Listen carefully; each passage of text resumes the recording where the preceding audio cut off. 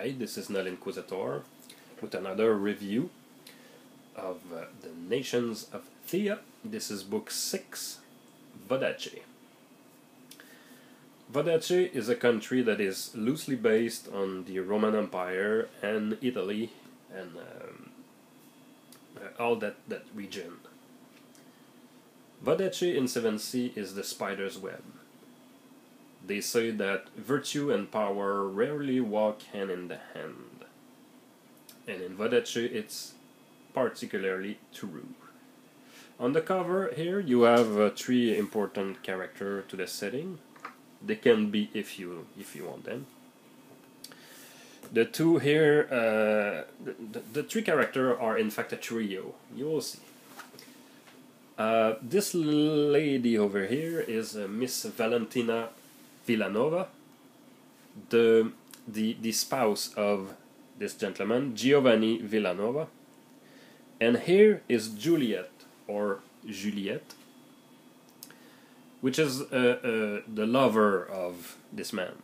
So it's kind of a trio, and there's something kind of a love triangle mystery between these three, and it's not what it seems.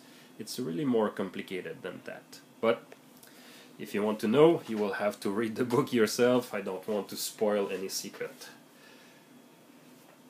Let's just say that this man in the front, in the center, Mr. Giovanni Villanova, is really an important man in Vodacce. He's a powerful merchant prince, and just his name will make people recoil in fear. He's really a terrible man. He's maybe more of the one of the most evil men in 7C, in fact. Vodacce is a land of composed of some lands in the continent, but also several islands that are separated from each other by the Forbidden Sea. It's a nation of night, of passion, of cunning, of politics and faith, of manipulation and treason. It's really a dark place to be. Vodacce people are really serious, a serious bunch. In this nation you have the sultry and sensual Vodacce courtesan that may be an assassin disguised as a whore. Maybe a little bit like the character Sylvia in the Brotherhood of the Wolf, that poses as a mistress or a courtesan, but is in fact a Vatican spy that is really efficient at killing that poor gypsy woman at the end of the movie. It's also a land where you have proud gentlemen that will take insult at the slightest look. In Vodacce, if your hand or your sword touches another man's sword, sometimes it will spark a duel between the two person, even if they don't have any squabble together. Just the fact that touching the sword of another man is an insult, and sometimes it will end in the death of one of the two.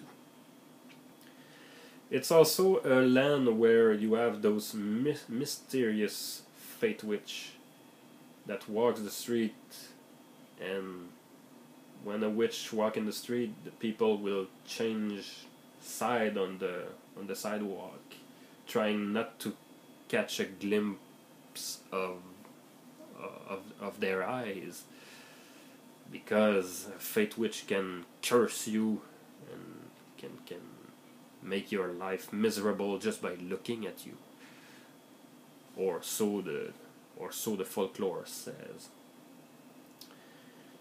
It is a country where the word vendetta, vengeance, or ultimate vengeance was invented.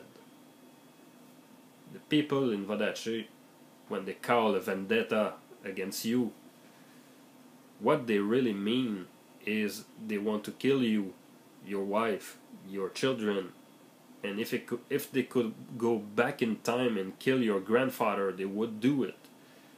When the Vodacce pronounce a vendetta against someone, he really mean to destroy the entire lineage of that person. He just don't want you to suffer or be killed swiftly.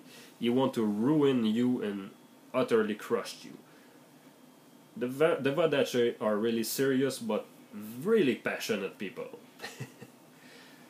The Vodacce is close to Castile in this essence. The two countries are nearby each other. They both culture share a sense of religion, share a sense of passion about life in general. But the Vodacce would be the least smiling people, more serious and more. They really mean it. They really mean business. In Vodacce, duels are frequent and openly legal. In all other countries, the fact of dueling is illegal unless you are a swordsman with your pin and your membership.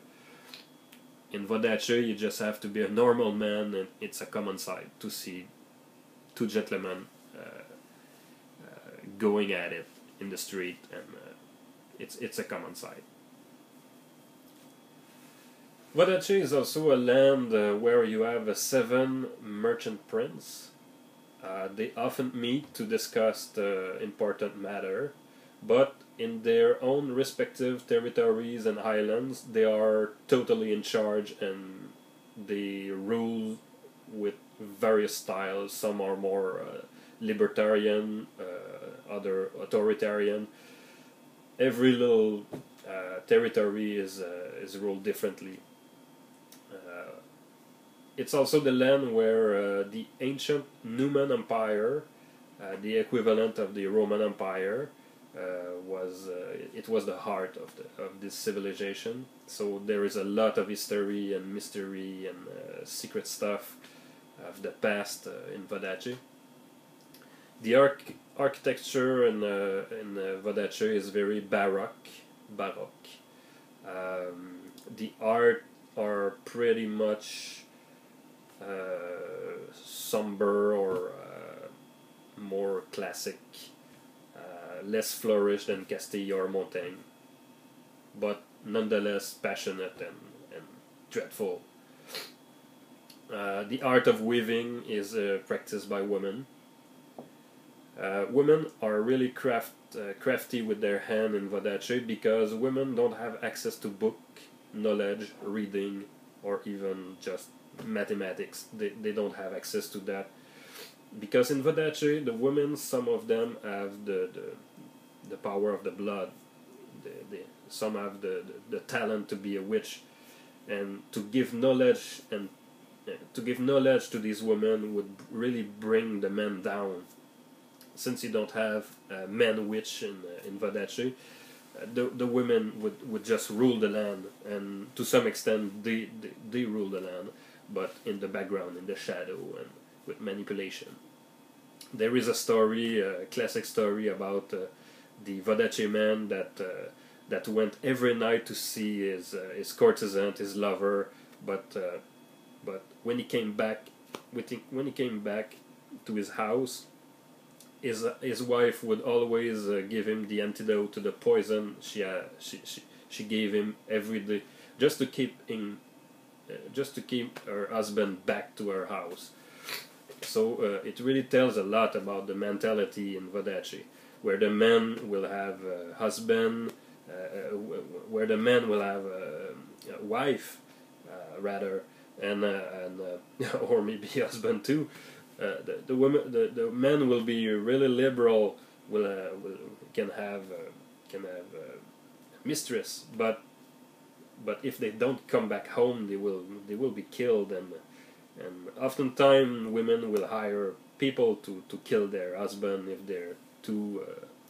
they cheat too much, or there is a certain level of acceptability in the relationship between women and men but in Vodacce everything is dangerous, so if you push it, if you're not secretful, you will be killed randomly by some strangers with gold in his pockets. Vodacce is very much like a living, breathing opera in real life. The tongue in the language in Vodacce is really musical, like Italian, and people express themselves in grandiose and grand arms movement, and they really speak their mind out loud, and when they don't speak, they will look at you with a serious face, and it's really a dark place to be. But this is a stereotypical view of Vodacce. Of course, you will have smiling men and heroes and people good at heart, but it's just the general atmosphere of this country. In Vodacce, if you want to play a typical Vodacce character, you can play a courtesan, you can play a merchant captain, because this is one of the richest country in 7C, with maybe Montaigne and Vendel just close. The Vodacce merchant prince, in fact, was the major traders in 7C until the Vendel arrived and organized themselves in a quasi-scientific manner. So the Vodacce are really in competition with the Vendel to be the most powerful trader in Théah. You can play a Fate Witch, of course. If you're a dude and you don't want to play a woman, well, bummer, there is no Fate Sorcerer or Fate Warlock. You could make an exception for your game, but if you want to play Vodacce Fate Witch, I would say it's just as much fun.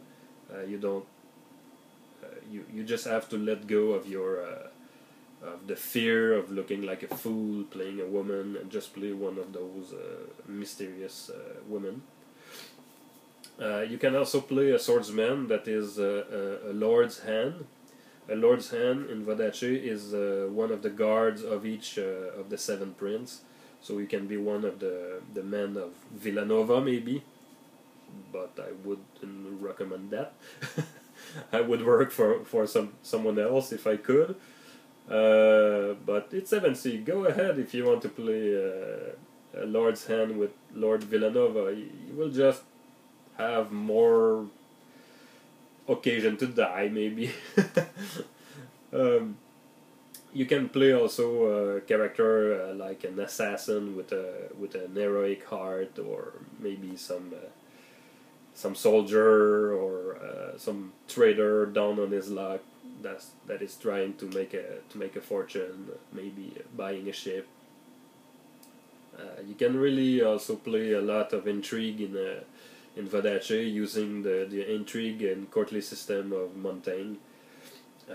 You can play all sort of stuff. The Destiny spread in Vodacce use the coins and cups, surely and evidently. Coins for the trade and commerce aspect, and cup for the more I would say casual or mundane aspect of Vodacce. You will find new rules for the sortie magic stuff. You also have new backgrounds. One in particular is Code of Honor. Honor is really important in Vodacce, so this background can bring something interesting in your character. You get some new skills. One to mention, the courtesan skill. It says it means what it says. You have 3 swordsman school in this book. You have the Bernoulli, which is fencing and pugilist. The Capuntina, which is not recognized as a school in the Swordsman's Guild. It's a school that involves knives and performing art. So you're like a clown, a jester, but you know how to fight. And you also have the style called Villanova, which is a fencing with a sword and a rapier in a hand and a knife in your half hand. You also have a new advantage. You can be a governor. You can play one of the governor. The land are so vast that each prince, each merchant prince will hire some lords, some governor to tend their land or to administrate them. You have poison immunity that can be really something, and of course you have a lot of selection of poison to place in your game, since using poison in Vodacce is pretty much the national sport, apart from seeing the courtesan without your wife knowing. So, here you go. It's a fantastic nation for your 7C game. I hope you enjoy it. Thanks for watching.